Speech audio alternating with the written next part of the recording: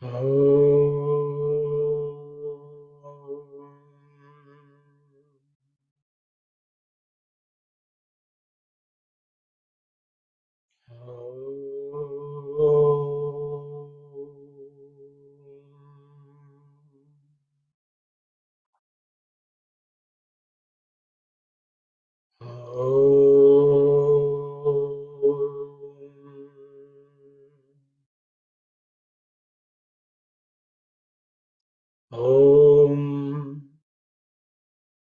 Sahana Bhavatu Sahano Bhunaktu Sahaviryam Karavavahai Tejasvinavadhitamastu Ma Vidvishavahai.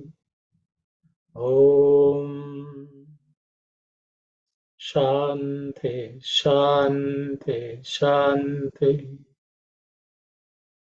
Sairam everyone. We are on the fourth Anuvaka. We have covered so far about 15 mantras. Two more mantras remaining in the fourth Anuvaka, so we will look at them today, and then we'll proceed to the fifth Anuvaka. Saira.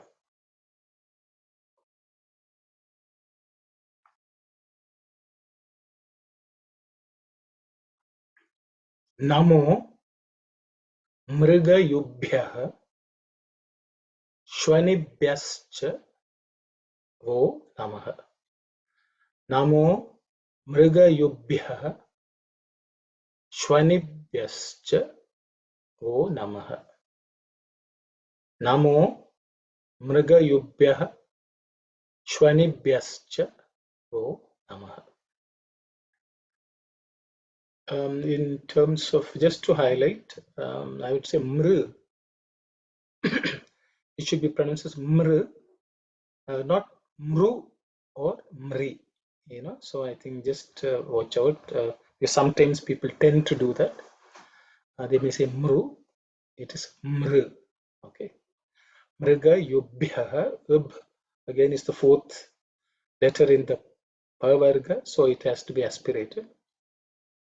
Shvanibhya, so Ubhya again is fourth letter in the Pavarga, so it has to be aspirated. Let's look at the meaning. Namaha is salutation.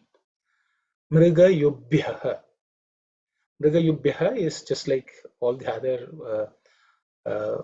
other nouns which we have looked at, which is the fourth vibhakti, the fourth form of the simple plural noun Mrigayavaha. Mrigayavaha. Okay, Mrigi, Mrigayava. Mrigi is singular. Mrigayavaha is plural, which basically means a hunter of animals, someone who hunts. Mriga itself, sometimes it's taken to be deer, but it also means Mriga means all animals are also covered. So Mrigayava means one who hunts animals. So it's a plural word, so it's hunters of animals. So Mrigayubhya Namaha. That means to Mrigayuha, to the hunters of animals, our salutation. Okay. The next word is Shvanibhyaha. Shvanibhyaha is again the fourth vibhakti or the fourth form of the verb Shvanayaha. So that means to Shvanayaha. Okay. Shvanayaha means people, whenever hunters hunt, they will hold dogs. So they are leading the dogs, the hunting dogs, the hounds. Okay. So leaders of hounds, actually. Sorry, I made a mistake.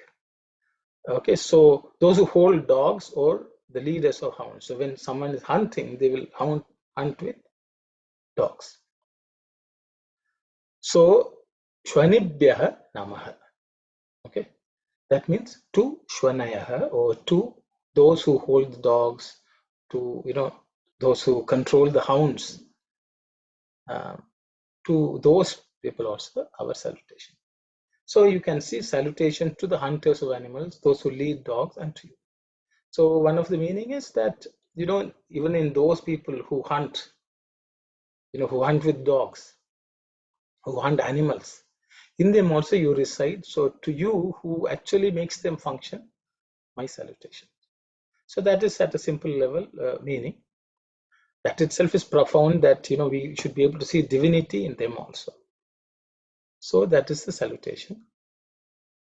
But it can also means one who hunts the animal qualities in us. All those who help us identify animal qualities in us, to them also we bow down, because they point out the animal qualities in us. Because of that, we also remove them. So to all those who do that, we can salute. Same thing with dogs, okay? Who are able to control the animal qualities in us, to them also we bow down. Or to all those people who are able to control the animal qualities in them, our salutation. That we can take. So there is many levels of meanings which can be taken according to what we like and what our circumstances. We can take the meaning as they are. So I will just go on to some quotation excerpts from Swami's discourses. This is discourse, this came up, so I thought I will point out. It's from 2nd September 1991. This is Discourse Swami. We can read. In ancient times, the sages performed rigorous penance in the forests, living among wild animals. With no weapons in their hands, they relied on their spirit of love to protect them. They performed their penance with love for all beings. Their love transformed even the wild animals which lived at peace with the sages. Love transformed even tigers into friendly beasts. So you can see such sages, they are all mrigayubhyaha, they are all shvanibhyaha. To such sages we can bow down. Okay. Today, because men have lost the feeling of love and are filled with selfishness and greed, they have become tigers, man-eaters. You read in the papers about the death of tigers in Sri Lanka. Who are these tigers? They are men who have turned into tigers. Today, men are becoming man-eaters. In ancient times, tigers turned into creatures with love. It is to transform man's nature from the animal to the human that love has been serving as a powerful force. So from this we can see, we are bowing down to sages. You can also bow down to love. The love which wells up in everyone's hearts, that is the one which can tame the animals. That is the real Shvanibhya. That is the real Mrigayubhya. To all those who are spreading love, to them we bow down. So that we can take the meaning.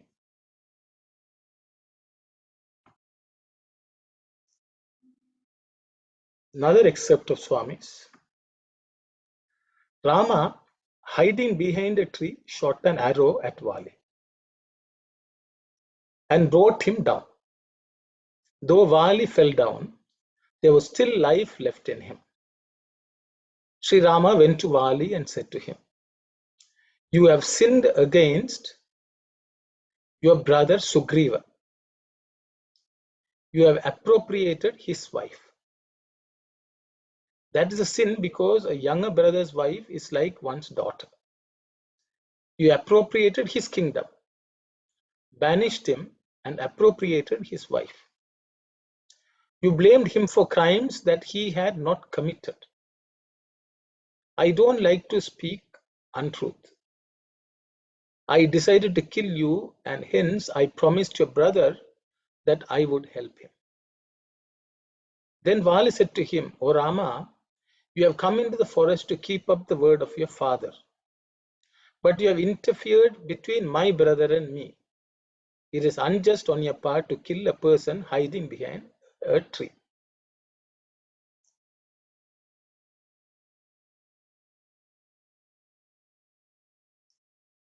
Then Sri Rama replied, "O Vali, I no longer live in Ayodhya.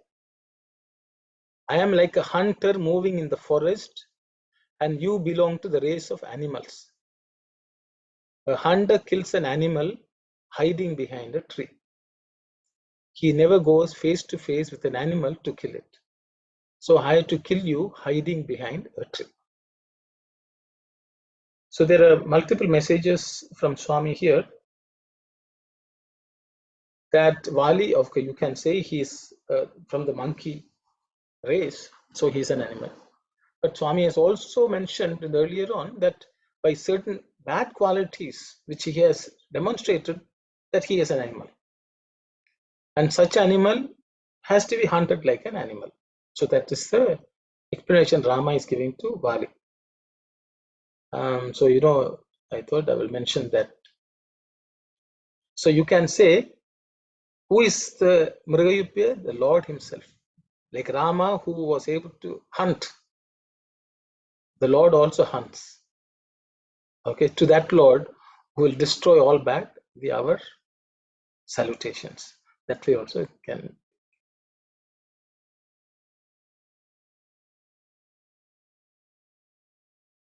Every man is a prey to one evil quality, a kind of disease for which there is no medicine. That disease is ahankara, egoism. The egoism gets into a man's head and plays the devil with him. Egoism affects not human beings alone, but even birds and beasts. For instance, a dog kept in a rich man's gate barks at every passerby to exhibit its authority. It's an example of egoism in an animal. The dog wants to show that it is the guardian of the house and that no one dare enter it. The dog assumes that this is my house, I have to protect it. But it does not know what that I is.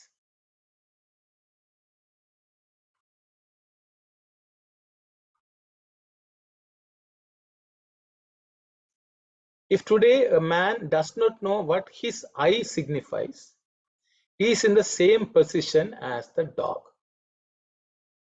Every moment a person talks about my body, my mind, etc., but he does not ask, who am I? He alone is a jnani, a man of wisdom who has discovered the truth about himself. One who goes on using the word I but does not know who he is an ajnani, an ignorant person. People bandy the word Vedanta. When a scholar is asked what is Vedanta, the answer is the Upanishads which come at the end of the Vedas.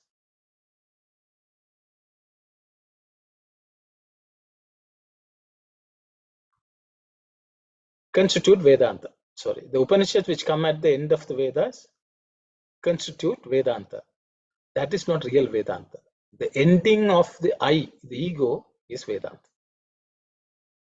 So Swami is pointing out that all of us, all those who are ignorant about the I, who have not realized who the real I is, all of them are dogs. Okay, so who controls them? The Lord controls. So even our ahankara cannot be cured without the help of the Lord. So anyone who has overcome the ahankara, to them also our salutation. So all these meanings can be gleaned from this mantra. Okay. So we'll go to the next mantra. The last mantra in the fourth Anvaka. Nama Shwabhyah Shwapatibhyascha Vo Namah. Namah Shwabhyah Shwapatibhyascha Vo Namah. Namah Shwabhyah Shwapatibhyascha Vo Namah. In terms of pronunciation, nothing new. I think most of them whatever I have highlighted in the past. So I will just move on to the meaning. Namaha is salutation. Shwabhyaha, it's the fourth vibhakti, or the fourth form of the noun. Shwanaha.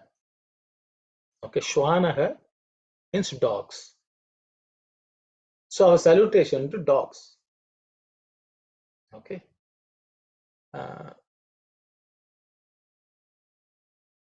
So we have looked at this earlier. We looked at the one who leads the dogs. Now we have gone to Shwanaha, the dogs themselves. Because even the dogs cannot function without the will of the Lord. Okay. Shwapatibhyah. So the next one. That means Shwapatibhyah is the fourth verb form, a fourth vibhakti of the simple plural noun Shwapatayaha. Shwapatayaha means Shwapataya is the plural of Shwapati. Shwapati means the lord of the dog, or one who is the master of the dog. Shwapataya means the lords of dogs. So you can say masters of dogs. All those masters who have controlled the dogs. Okay. So Shwanibhyaha and Shwapataya more or less are similar in meaning, but there's some difference. Okay. Shwapataya means the lords of the dogs. Cha and Vaha to you. So the Lord who is present in the dogs, who is present in the lords of so everything in this world is filled with the Lord, even the animals. Even the animal qualities and us are also created by the Lord. He is there within that also. But we can overcome even our bad qualities when we know that the Lord is the master of them also. The Lord is within that also, the Lord is existing. Okay, salutation to the dogs, lords of dogs, and to you. So nothing in this world is without divinity, the presence of divinity in it. So this is how the fourth Anuvaka ends. Okay, we'll look at a few excerpts. I have a few excerpts because we have looked at varieties of things in the fourth Anuvaka, and this sort of so it's a good time to summarize. But I will first look at the excerpts from Swami's discourses.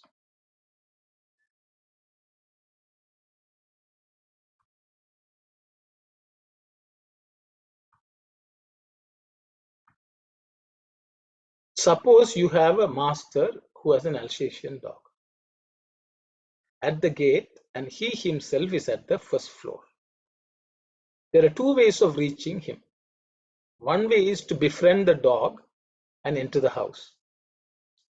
The other way is to call out the master from the ground in a loud voice so that he will come out and allow you to come in by controlling the dog. Maya, illusion, is the dog. God is the master. You either control the Maya or chant his name and sing his glory so that he will come down. You have to treasure him in your heart. Sorry, I will copy and paste this, but in your heart, since the heart is his altar. So as you can see, in this Swami is equating Maya itself to a dog. So Shwabhya, Shwapatibhya, both are shown here. Maya is the dog and God is the master. And there are two ways in which we can overcome that. One is you become friendly with the dog, befriend the dog, so that it does not harm you. The second one is to call out to the master. That is what this mantra does. Shwabhya, Shwapatibhyascha, O Namah. So because we encounter Maya everywhere in this creation, and Maya is the creation of the Lord. Maya itself is a vesture of the Lord. You know what the Lord wears, it's part of the Lord. So we recognize that. But while we recognize that, we also recognize the Pati. You don't just bow down to the Maya, you also bow down to the Lord of the Maya, Shwapatibhyas. And who is both? There is one Lord who happens as this many. So that is another meaning. So I thought it's very nice. So another excerpt of Swami. The seeker has to be very vigilant about his point of view. the things he seeks to visualize, the things he longs to cast his eyes on. For it is drishti, the view, that decides attachment, sorrow, passion, etc. You are the noblest being yet created, and so you have to develop a sight that sees no high or low, that sees all as suffused with divinity, and therefore not different one from another. Shankara declared, make your drishti charged with jnana, then the scene will appear in its true light as Brahma. Such sight is called divine, supernatural, supersensual, and auspicious. Each body that you see before you is a mirror in which, if only you open your eyes, you can see the image of God. The God in you is in each of them too.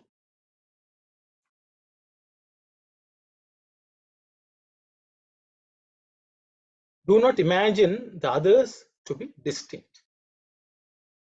They are only you in so many mirrors. The world is filled with your kith and kin. All are sparks from the same flame.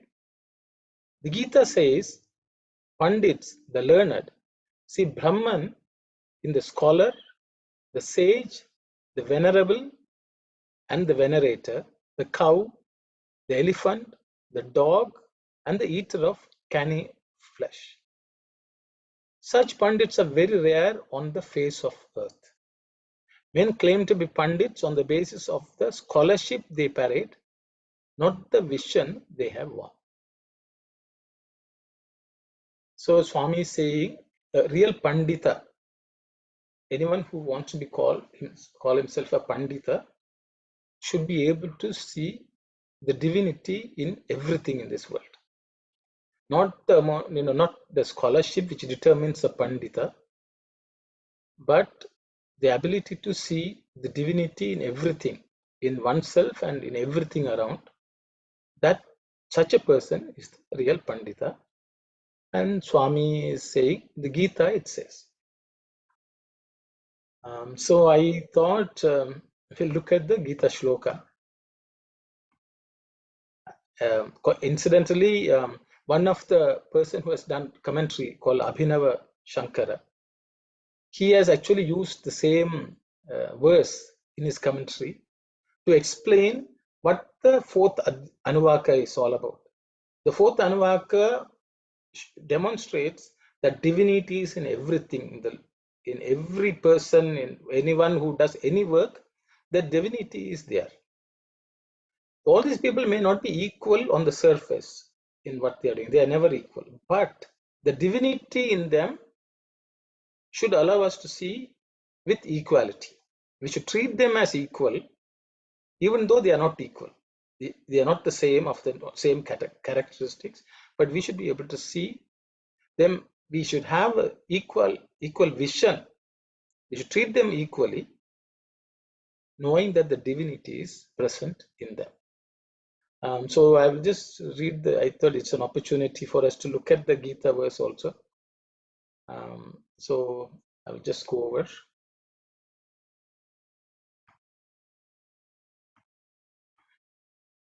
Srimad Bhagavad Gita. I thought it's an opportunity for you all to read something slightly different. So Srimad Bhagavad Gita. Adhyaya 5. Pancham. Okay. Shloka 18. Okay.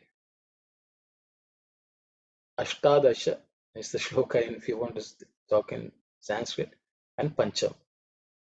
Panchama Adhyaya, Ashtadasha shloka. Okay. Adhyaya.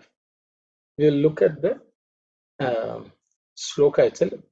Vidya Vinaya Sampanne. Vidya Vinaya Sampanne. Brahmane Gavi hastini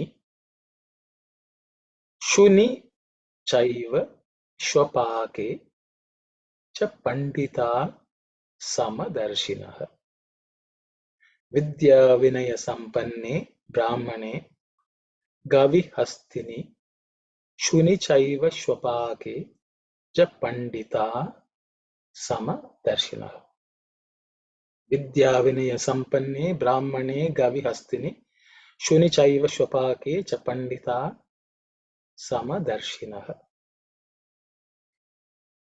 Just the meaning.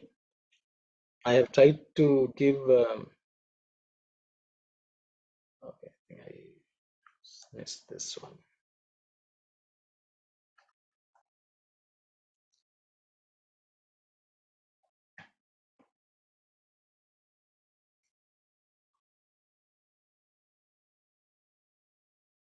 So as you can see, it is the fifth. It's the fifth chapter of the Bhagavad Gita and the 18th shloka. So panditas or pandits, okay, panditas have equal vision. Samadarshinaha, okay, on a person endowed with the wealth, sampanne, of education, vidya, and humility, vinaya. So vidya, vinaya, sampanne. Sampat means wealth. Sampat. Sampanne, sampataha means one who has wealth. Okay.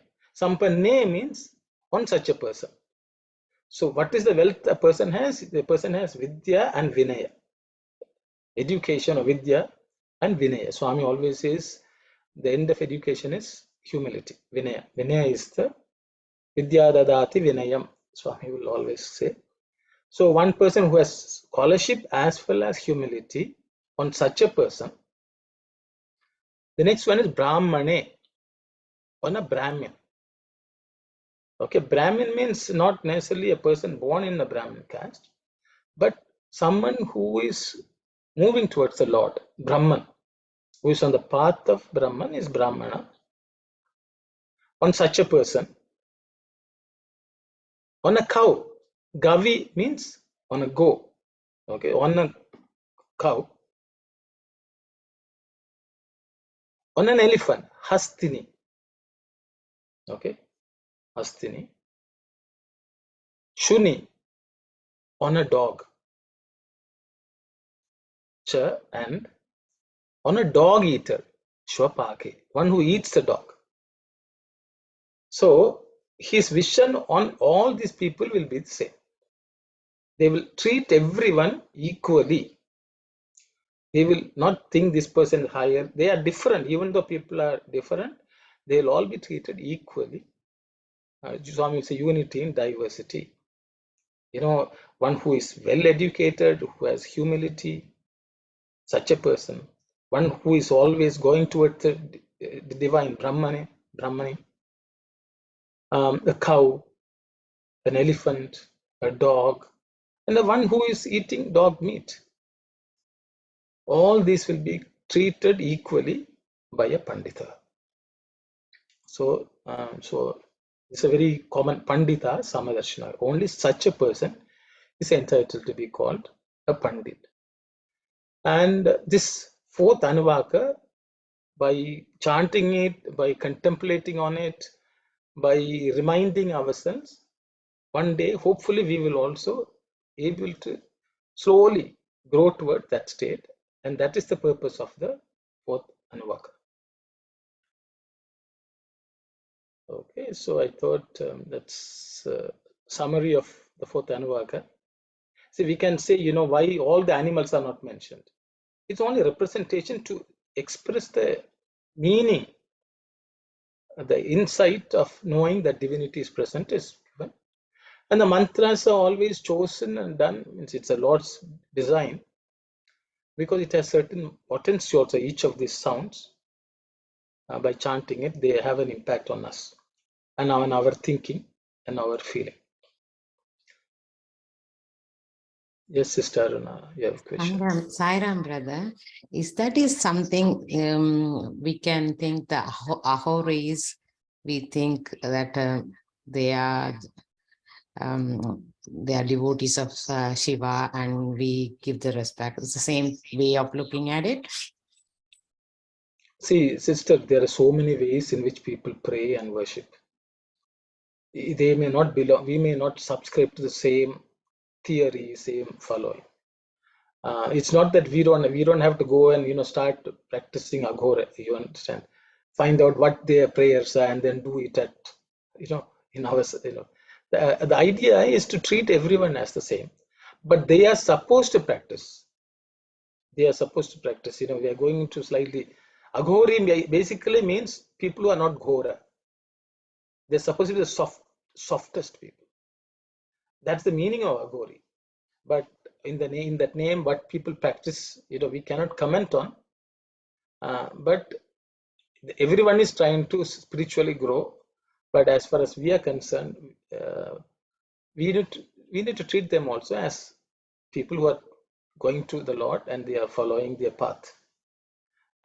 So in any worldly activities, when we deal with them, we should treat with equal mind. We should not be partial to one and impartial to another. That's the idea. Okay, because you see, we should understand none of them are equal. What we practice and what they practice will not be equal. But we should understand there's divinity in them also. That's it. See, externally we can never equate two things. Okay, so but within that difference, there is a spark of divinity, and we should recognize that, and we should let them follow their path. And we follow ours, but never think lowly of them. I think that's the idea from what I understand. So for the fourth Anuvaka, because I think I missed initially, so I will do now.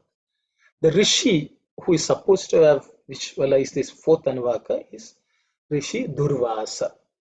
Durvasa Rishi is the one who has been given credit for these mantras. Actually, these mantras got them revealed to sage Durvasa. I think I may have mentioned initially that in the Mahabharata, Sri Krishna says Durvasa Maharshi is the one who taught them Rudram and told that you should chant this. So that's something which I had given in the introduction.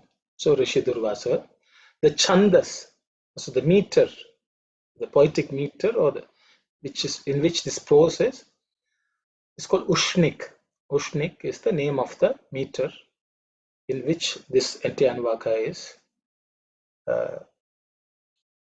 presented. Devata, the Lord who is being worshipped in this is Shambhu. Shambhu means that who is so easy to please. That Lord is the Lord which all these mantras are worshipping.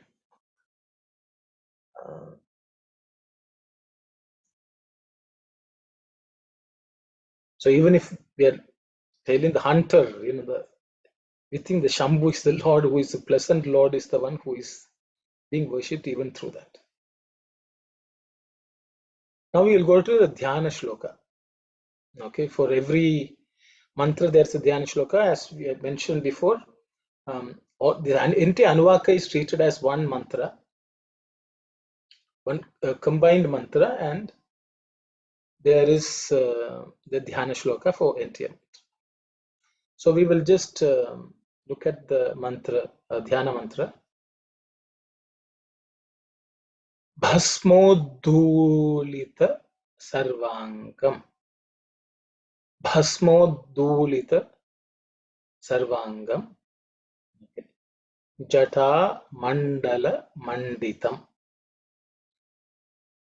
Dhyayed Devam Vrisharudham Ganeshwarayutam Haram.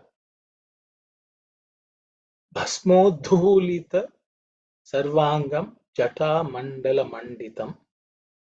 Dhyayed Devam Vrisharudham Ganeshwarayutam Haram. Bhasmodhulita Sarvangam Jata Mandala Manditam. Dhyayed Devam Vrisharudham Ganeshwarayutam Haram. There is some Just to point out some mantras for anyone interested, is id, dhu. Okay, the second, there are two dhas here. One is the other one is dha. Both are there. Dhuli means dust. Tulita sarvangam jatamandala manditam. Dhyayet. Dha is fourth. Prisharudham. We may have not come across. This is the fourth letter in the ta varga, so it has to be aspirated. Vrisharudham.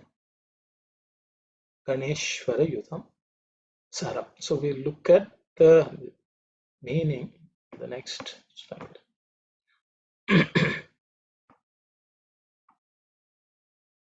Siddhyayet, one must meditate on Hara, Haram. Okay, I should have put Hara. Okay, who has sacred ash smeared? Bhashma, Bhashmo, Dhulita. Okay, Bhashma means ash, Dhuli means dust. Okay, Sarvangam. Sarvangam means all over the body. Sarvanga means all over the body, all the limbs. You can look at it both ways. So Shiva, he has put the dust of ash in all his entire body. Okay, so that is the way the Rishi is seeing the Shiva. Bhashmodulita Sarvangam, decorated with Manditam. Mandita means decorated. Jata Mandala, tuft of matted hair. You know, his hair is matted. Jata, okay.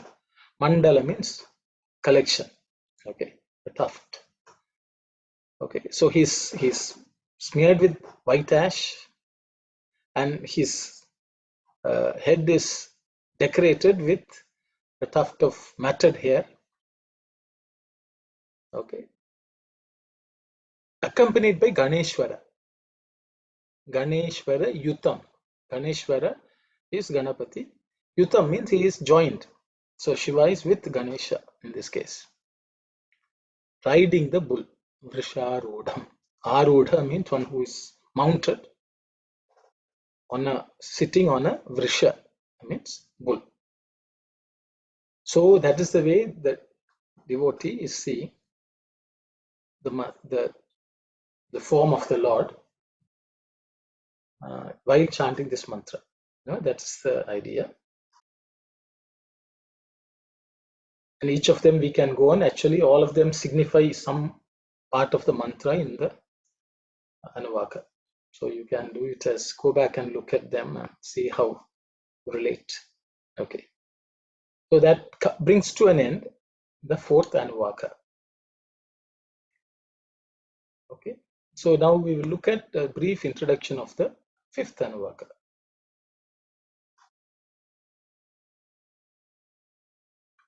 Shri Rudradhyaye Panchamo Anuvaka. Okay, I have given the transliteration here. Shri Rudradhyaye Panchamo Anuvaka. Fifth Anuvaka of Shri Rudra. Okay. Shri Rudradhyaye means you can say the book of Shri Rudra, you can say. Okay. Or the chapter of Shri Rudra. Because in the entire Yajurveda Samhita, this Adhyaya, this chapter is called Rudra, Shri Rudra. And in that there is one section, Anuvaka is one section, it's the fifth one. Okay. This Anuvaka, the fifth Anuvaka, consists of 15 Yajus mantras. Okay, there are 15 Yajus mantras. As I had mentioned, Yajus are prose, but they are in a poetical metric. You know, so there's a metrical prose. That means there's a measurement of the prose itself. So there's some poetry in that prose also. Metrical prose in specific. That is metrical prose in specific meters. From this mantra onwards, all the mantras from this Anuvaka to the ninth one, that is the fifth to the ninth Anuvakas. Okay, five Anuvakas, fifth, sixth, seventh, eighth, ninth. The five Anuvakas have Nama only in the beginning. So far, the last three Anavakas we looked at, second, third, and fourth, had Namaha at the beginning of the mantra and the end of the mantra. Okay, Ubhaya Namas, mantras they are called. That means two Namahas are present. But from this Anuvaka onward, there's only one Namaha at the beginning of each Yajus mantra. Okay. Just some technical, that's all. So in the early Anuvaka, the Lord is worshipped as an indweller in everything. In this created world, we looked at all sorts of things. People who different activities, people, in everything we saw the Lord in the external world. Okay. But from this Anuvaka onwards, the divine glory of the Lord is mentioned. How he is present in elements, various aspects which we normally may not think of, and certain natural phenomena also looked at. So that is the divine glory of the Lord. Okay. That's in a nutshell is an introduction to this Anuvaka. We will look at a couple of mantras today.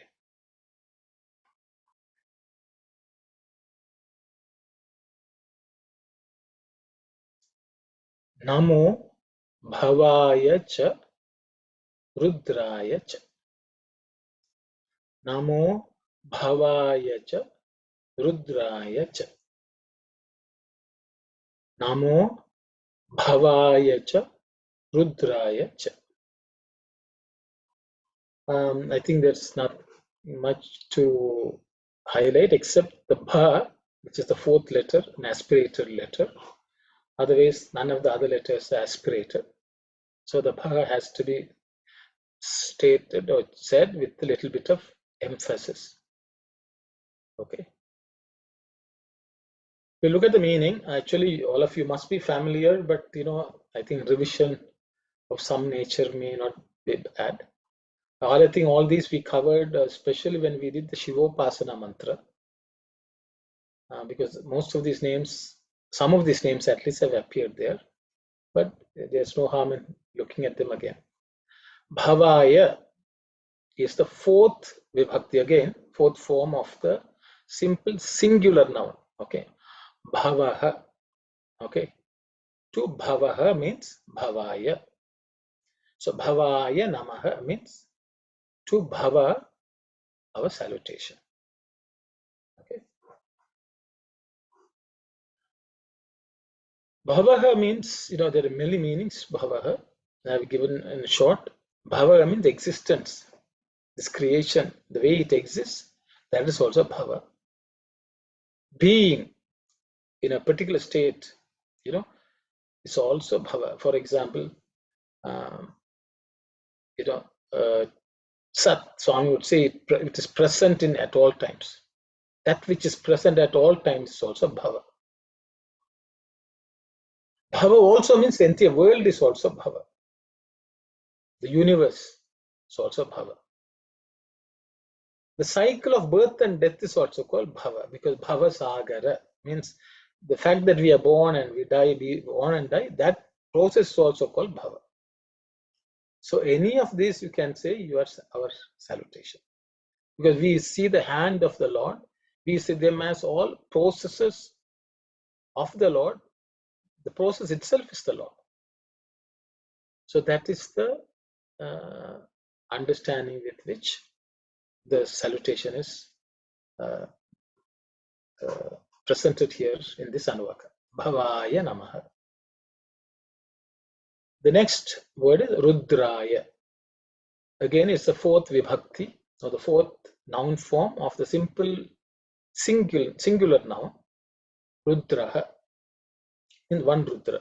To that Rudra, we were seeing all so far in plural terms. The creation is multiplicity. Now we are seeing singular, the Rudra as Rudra. As one entity, we are worshipping. So, Rudraya Namaha. To Rudra, our salutation. Rudra, I think we have looked at multiple meanings. I think 8, 9, 10 meanings we have seen. I've just picked one here. Rudam Dravayati. Rudra means one who, any grief is removed by doing away with the sin. That is what Rudra does. Because we looked at, all bad qualities will be removed by Rudra, so that grief is also removed from our lives. He'll remove that animal qualities, that's what we have just seen. So Rudram is one who drives away grief by driving away sin, anything bad in us. That deity is Rudra. To that Rudra, our salutation, Rudraya Namaha. Salutation to the one who is existence, the being, the world, and the one who drives away sin, which causes grief. That in a nutshell is the meaning of this entire mantra. Namo Bhavaya Cha Rudraya Cha. We look at the next mantra. Nama Sharvaya Cha Pashupataye Cha. Nama Sharvaya Cha Pashupataye Cha. Nama Sharvaya Cha Pashupataye Cha. Okay. Just to highlight, this is Sharva, okay, not Sarva. Sharva. Okay, it's a palatal Sha. Sa is actually dental. Sha is, so the Sha, that Sha is also slightly, there are variations. All of them are okay as long as the tongue is parallel. Sa, I think people from Andhra would say Sa. Not Sa, Sa. Swami would say Sa. Sarvaya Cha. Cha Pashupataye Cha. We look at the meaning. Namaha is salutation. Sharvaya is again the fourth noun form of the simple noun Sharvaha. Sharvaha. Sharva means one who brings about the final dissolution. The final dissolution is brought out by Sharva. So we can also say that Sharva is the one who allows us to merge with the Lord. The final dissolution is complete merger with the Lord. The worldly existence will be removed and we will merge in the divine. That is the final dissolution. And who grants us that is Sharva. To that Sharvaya Namaha. Salutation to the Lord. The next word is Pashupataye. Pashupataye means it's a fourth noun form of the simple singular noun Pashupatihi. Pashupatihi. Pashu means animal, living beings, cows. All three meanings can be said. The Lord of all beings. So I have just chosen the word beings, living beings. So Pashu in that sense. You can also say the animality is also Pashu. So the Lord of animal qualities, the Lord of cows, okay, Lord of animals, and Lord of all the beings. So all these meanings are possible for the word Pashupati. To that Lord of all beings, our salutation. Pashupataye Namaha. Pashupataye Namaha. Cha means and. So salutation to the one who brings about the final dissolution and the Lord of all beings. Okay. Pashupati means the Lord of all beings. So that's all I had prepared because I think I was asked to cover only 5 mantras. So I have covered 5 mantras, but they were very short mantras. Maybe I will increase. I didn't realize that I could have done a little more. But I will stop here. And if there are questions, I will answer. Sorry, I did not bring too much material, I guess. I hope next time I will do better. I can do, but I have not done the slides for the other mantras. So I will stop here. Sairam. If there are questions, I will answer if I have. Otherwise, I will come back to you. Sai.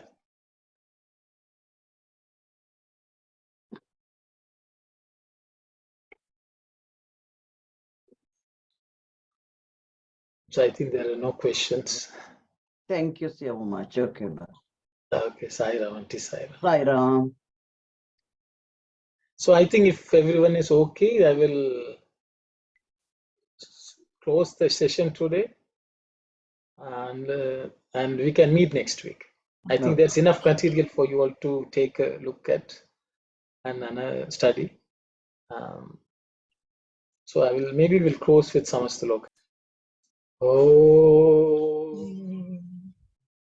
Samastaloka Sukhino Bhavantu. Samastaloka Sukhino Bhavantu. Samastaloka Sukhino Bhavantu.